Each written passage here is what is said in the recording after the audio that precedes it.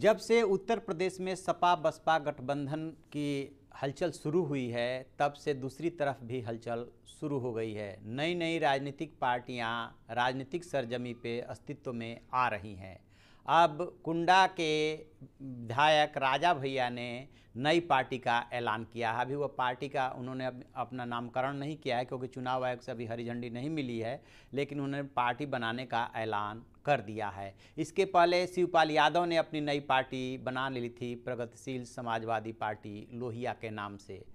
तो अभी देखने वाली बात है कि आम चुनाव में लगभग 6 महीने हैं। उत्तर प्रदेश की राजनीति में कौन कौन से नए सियासी रंग घोले जाते हैं, मैं आपको बताऊंगा। मैं हूं विद्याशंकर तिवारी, इंडिया न्यूज़ के डिजिटल चैनल इन खबर के लिए।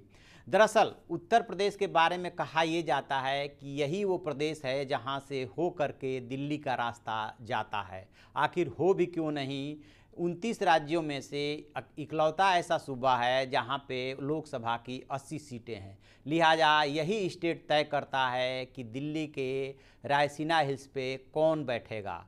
स्वाभाविक रूप से जैसे ही सपा बसपा के गठबंधन की शुरुआत हुई, गोरखपुर, कैराना और फूलपुर के उपचुनाव में नए नए प्रयोग हुए, उससे राजनीतिक सियासी हलचल बहुत ज़्यादा बढ़ी। बीजेपी के सामने चुनौती है कि कैसे इसका काट निकाला जाए। बीजेपी अध्यक्ष अमित शाह ने 51% वोट और 74+ सीटों का लक्ष्य तय किया है, लेकिन ये लक्ष्य तब तक नहीं प्राप्त किया जा सकता जब तक कि विपक्ष के किले को न ढहाया जाए, उसके वोट शेयर को न बांटा जाए। सवाल ये उठता है कि शिवपाल यादव के पार्टी बनाने से या राजा भैया के पार्टी बनाने से किसको नफ़ा हो रहा है और किसको नुकसान।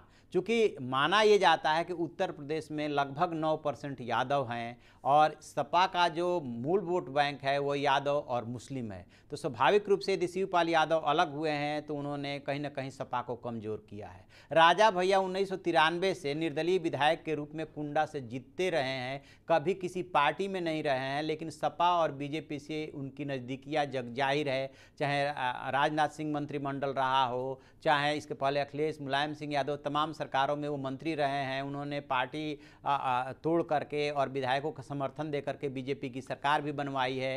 राजनीतिक रूप से काफ़ी वर्चस्व रखने वाले आदमी हैं, वो किसी परिचय के मोहताज नहीं है। बाहुबली की उनकी इमेज है, बीएसपी से उनकी पटती नहीं है। अभी जब उत्तर प्रदेश से राज्यसभा का चुनाव हुआ था तो 10वें सदस्य को लेकर के विवाद हो गया था और उसमें उन्होंने बीजेपी का साथ दे दिया था, जिसके बाद से उनके अखिलेश यादव से संबंध खराब हो गए थे। अब इसमें उनके सामने यक्ष प्रश्न ये था कि उनके समर्थक, जो बहुत सारे समर्थक हैं, उनके इर्द गिर्द कई विधायक, एमएलए और एमपी हैं, उनका क्या होगा यदि बीजेपी और सपा कोई टिकट नहीं देता है। तो उसके बाद उन्होंने ये तय किया और अपनी नई पार्टी का ऐलान किया है।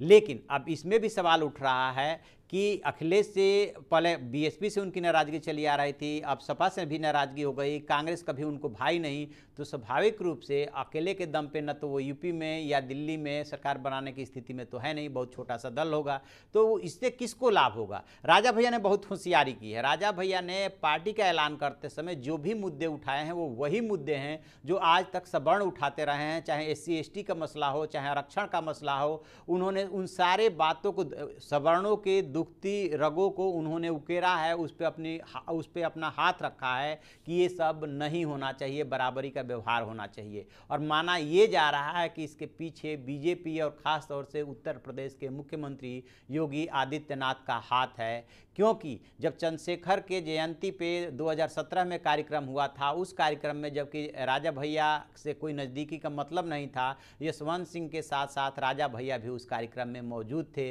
और तभी से ये कयासबाजी शुरू हो गई थी और उसी क्रम में आगे चल करके उन्होंने बीजेपी के राज्यसभा सदस्य को सपोर्ट कर दिया था। तो ये एक तरह से योगी का एक कार्ड माना जा रहा है। अब देखने वाली बात यह है कि वो आगे के चुनाव में योगी के लिए कितना मुफीद साबित होते हैं, सपा और बसपा के लिए कितना नुकसानदायक साबित होते हैं या बीजेपी को भी नुकसान पहुंचाते हैं। तो ऐसे विश्लेषण के लिए आप देखते रहिए हमारा डिजिटल चैनल इन खबर और उसे सब्सक्राइब कीजिए।